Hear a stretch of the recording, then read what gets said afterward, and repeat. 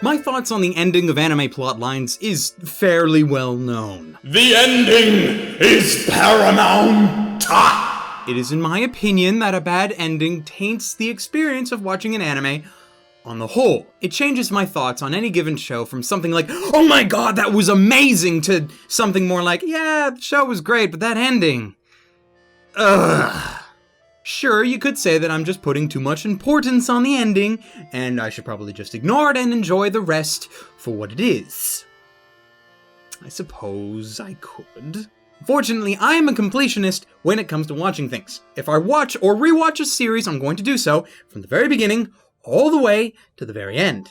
And because of this, chances are, if there is an ending that I hate, I won't want to rewatch it. It's one of the reasons why I haven't rewatched Gungrave in years, despite the fact that one of its arcs, one of the first ones, is some of my favorite story writing in anime. But when it comes to good endings and bad endings, the worst transgression to me that someone can make is when you take a series that has already ended. Maybe it didn't end in the best of ways, but it at least ended in a way that I was content with, a way that I am fine if we get no more story ever. That kind of ending. Take that and then give it a sequel. That sequel gives you this glimmer of enjoyment, this hope that everything will be okay, the ending will be made better, and everything will be awesome until, boom, in comes along this shitty ending that the writers cooked up, and it ruins it. It makes you feel horrible. It makes you want to just shout, no! Get out of here with that plot! Lay off the poor characters, will ya? Sheesh! Go away! We were having a good time till you showed up! Ugh! Go have some coffee with cream or something, because I'll tell you something! This is a happy place! Ladies, gentlemen, and others, my name is Arcada, and welcome to Glass Reflection today. Madoka Magica, Movie 3, Rebellion. Let's jam!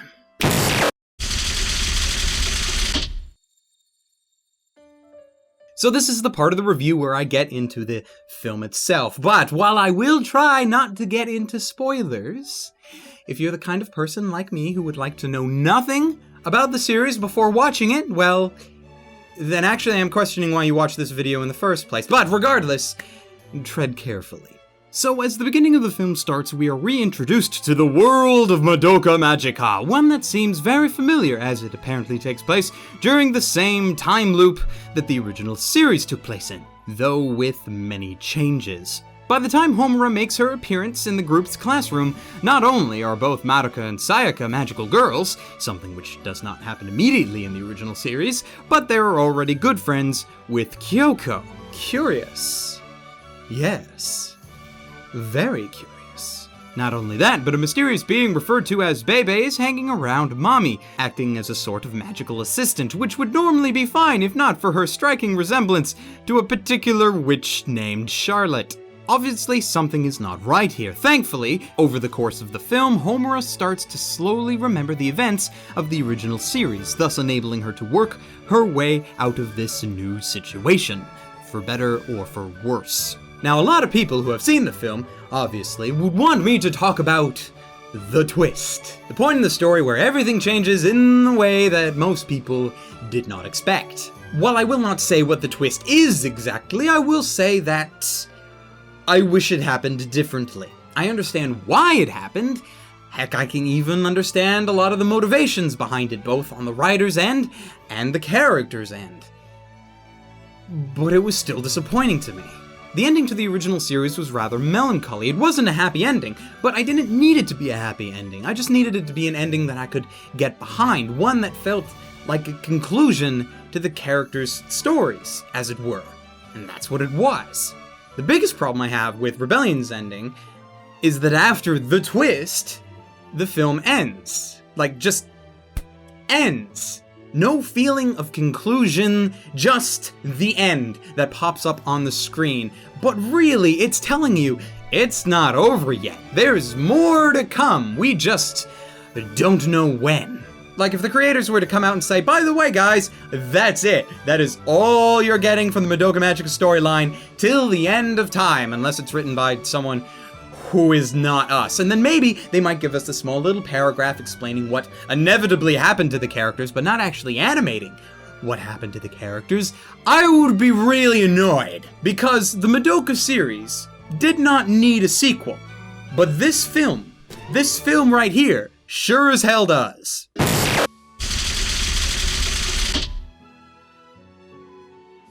For the most part on the character side of things, nothing much has changed. The film focuses more on the new setting and retreading old ground as far as the characters are concerned, with most of them getting no additional character development from the original series, with the exception of two. First, the obvious one is Homura, who goes through a drastic yet understandable change in character over the course of the film, especially as she starts off once again as the shy and timid girl she was before she made her magical contract. The second is the introduction of the new character, Bebe, as she was referred to when waltzing around like the witch Charlotte, and Nagisa Momoe when she is a magical girl. Nagisa's appearance in the film seems odd to me, like she didn't really need to be there from a writer's perspective. In universe, they explain that when Madoka rewrote the universe at the end of the series, Nagisa was saved from having become the witch Charlotte, and then proceeded to help Madoka in her godlike duties in exchange for cake. Now, I like the character, she is rather cute, but I still get that nagging sensation in the back of my mind that she only exists to sell merchandise rather than be a new character that is key to the plot.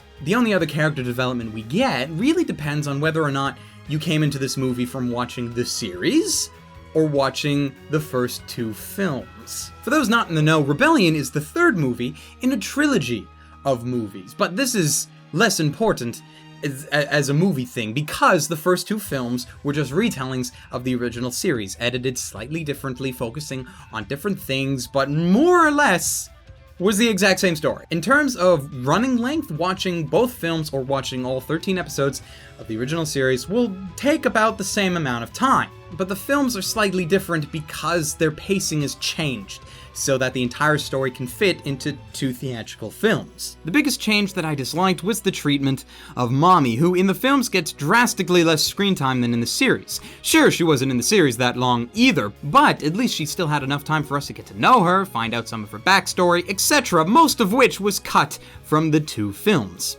In Rebellion, they attempt to make up for that by giving her far more interactions, from a new relationship with Nagisa to one of the better looking fight scenes that I have seen in a while. Speaking of,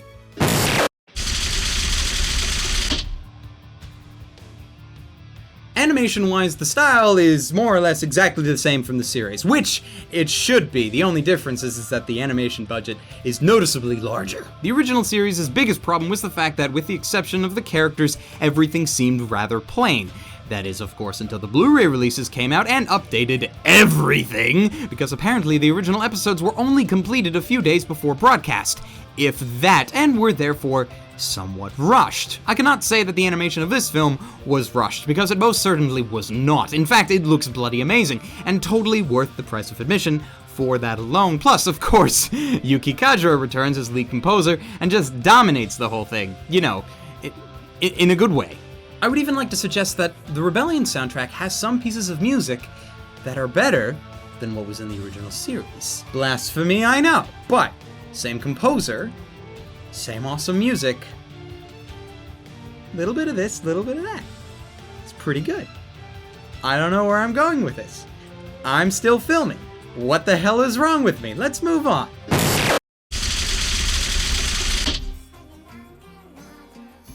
As a piece of entertainment, the film was great. However, as a continuation of the Madoka Magica storyline, ultimately, it was a slight disappointment for me. Sure, the animation was superb, the music brilliant, and all of my same favorite characters came back from the original series with some additions that I was perfectly fine with, honestly. But that twist really feels like it came out of nowhere. Turns out, it did. In an interview with Gen Urobuchi, the film's head writer, he explains that originally, the script called for the story to be nicely wrapped up in a little bow by the conclusion of the film, in a way that was complete and, you know, finished. Unfortunately, that doesn't really work if you want the story to continue beyond this film, and so the film was changed. And you know, if they do come out with another continuation, be it a movie, another series, what have you, maybe it could make me feel better about this whole thing. Maybe then everything could work out. But the thing is, you have to end it sometime. You can't keep tugging this thing along. It has to end eventually, and I would prefer it to do so sooner rather than later, because I really would rather not be led on for years and then ultimately be given nothing else, because the story as it stands is incomplete. And I really do not want it to stay that way for very long. And so, with all that in mind, I have meticulously calculated values for the categories of story, characters, animation, sound, and my own personal enjoyment, which, after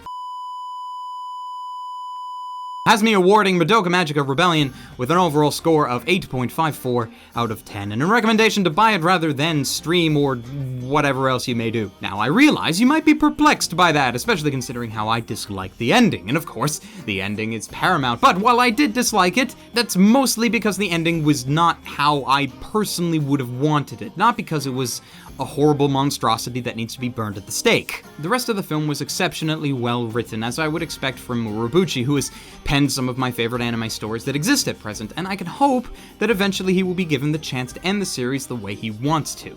Until then, I'll just enjoy the majority of this film and leave the rest to my own personal headcanon. At the time of this video, Rebellion is available from Aniplex of America. However, since it's not really a domestic release, even though thankfully it does come with English subtitles, it also means that it is a little on the expensive side. To be fair though, Aniplex has always been expensive compared to its competitors, so this should come as no surprise. For alternate anime recommendations, I point you towards, well, actually the end of Evangelion, a film that more or less does the exact same things, just with a different story. And by that I mean it continues on from where the series basically left off, or at least where people believe it to left off, and then proceeded to, almost make things worse. But whatever. Also, a shout out to Fate Zero, one of Urobuchi's masterpieces that you should check out if you have not already. Between those two, you should hopefully find something to your liking.